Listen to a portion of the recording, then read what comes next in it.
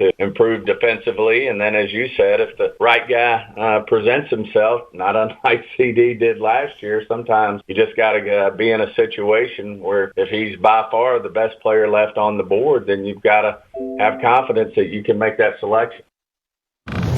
So, in the absence of knowing exactly who the right guy is he's talking about, let me come to you, RC, on this.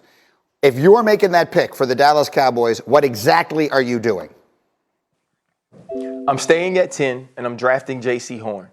You understand offensively, you have all the skill pieces that you need to be successful.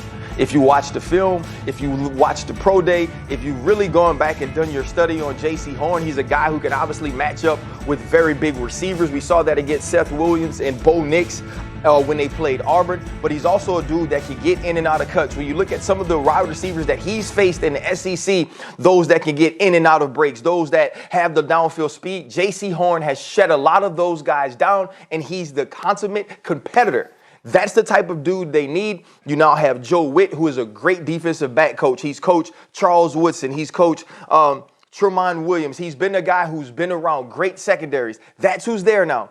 Get him another piece to add to Diggs on the other side, and you now have your corners for the next decade if you're the Dallas Cowboys. Yeah, if you don't know J.C. Horn, he's from South Carolina. His father was the longtime NFL receiver Joe Horn. Most of the mocks that we've seen, RC, have them taking Patrick Surtain II, another corner from Alabama, in this case, not J.C. Horn. What do you think, Des? You know, Greeny, I was going to ask RC, because I know RC works with these DBs. He's worked with a lot of them. And I wanted to ask him if he had Horn rated higher than Surtain, because I would have said Surtain, and I'm still sticking with Surtain. I mean, obviously, you know, he has a high grade. I just wanted to know, because I trust RC's opinion. I know he's done a lot of work with these guys. He's seen them up close in person. Which one do you have ranked higher and why?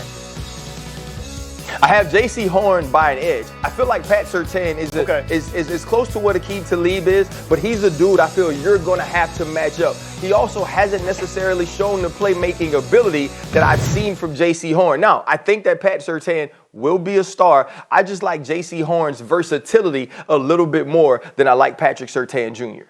Yeah, those two and Caleb I Farley. like Patrick Surtain because I like his size. I like his athleticism. And I think that when you play in the Nick Saban defense, he throws a lot at you. So I think mentally, Patrick Surtain will be able to handle anything that the coordinator, that Dan Quinn, is going to throw at him in Dallas. He'll be prepared for it mentally, because I think that's when you start to separate some of these players. What can they handle on the field mentally and take it from the classroom to the football field and execute it. To the field. But I guess you're good with either Horn or with Surtain. Yeah, Surtain's been on the field forever. He started 12 games as a freshman. Ninko, what do you think the Cowboys should do? Just like what RC said, stick to defense, stay at number 10. Look, if you go and try and move up, I mean, really, honestly, look at their offense. They just paid their quarterback. They got a running back that's paid. Their offensive line is paid. Their receivers are paid. They got a bunch of pieces offensively. And then if you look at the big board on that team right now, Dallas's team, what are the holes? They need help in corner. They need help at the pass rush position. They need to stop people defensively. Doesn't matter how great your offense is. If your defense can't stop a nosebleed, you're going to be in for a long night. So for me, as a defensive football player, I can tell you this, rush and coverage, those two things in 2021, you got to be able to cover and you got to be able to get to the quarterback. If you can't get to the quarterback, it doesn't matter how great your coverage is, they're going to complete passes, because it's really hard to cover past 3-1,000, 4-1,000. The ball's out, the guys are going to get open, they're going to uncover. So I would say at number 10, either go with a corner or try and get somebody in the draft that can get after the quarterback, and you can add to the front that helps your secondary.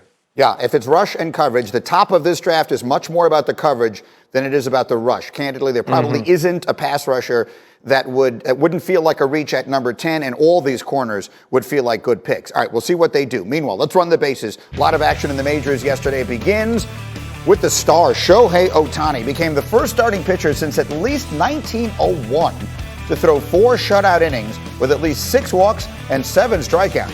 What a night. Mike Trout also hit his 5th home run of the year, lifting the Angels over the Rangers by a score of 6-2. Elsewhere, Julio Urias threw 7 dominant innings of 1 hit ball, striking out a career-high 11, leading the Dodgers to a 1-0 win, avenging their loss from the day before. Corey Seager with a 2-out single to score the only run of the game. And the Yankees. Maybe now cops will know they don't get to just take our lives and it's okay. And maybe when yesterday comes and my daughter gets pulled over for doing something and my wife is crying on the phone and we're on FaceTime and she's asking the police officer, just please take care of my child. Tell me how I will see my child again. And that's all. And I'm not crying because my daughter's in the car crying. I'm crying because my wife is at the house crying because she is in fear that she will never see her again.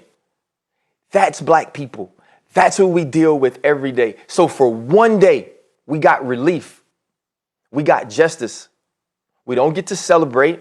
This is not an opportunity to say how great it is, how great America is. America is not great again because it's never been great for us anyway. But I am grateful to those jurors. I'm grateful to the state of Minnesota for handling this in the way that they were supposed to. Please remember, they did nothing special. But justice was served for one day and for George Floyd and his family. Thank you for saying that, RC. Desmond, again, you have been with us through so much of this as well. I think our audience would just like to hear what thoughts you have today.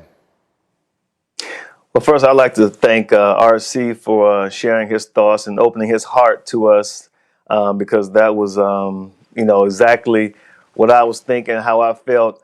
But yesterday, RC, when I got the news, the first thing I did was I called my father, and he actually was out walking, so he hadn't heard the news. And I told him what had taken place, and I can just hear in his voice, something that I never heard before. And as a son whose dad is everything to him, that meant a lot. It just meant a lot.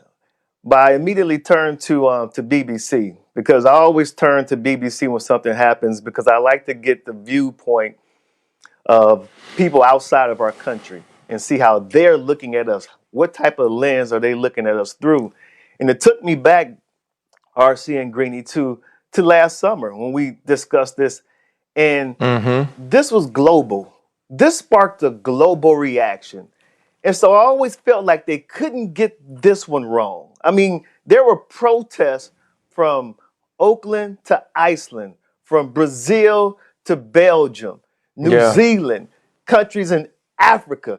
I mean, I saw a house that was pretty much demolished, except a wall was still standing in Syria.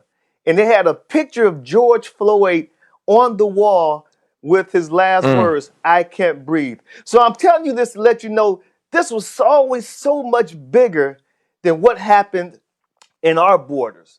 And the whole world was watching this one.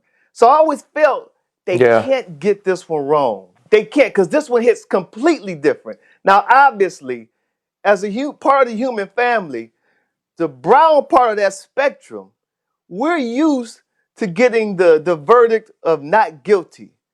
And so you hope for justice, but you prepare for the opposite. So when I got the verdict and guilty, guilty, guilty, though I was hoping for the justice, because that is justice.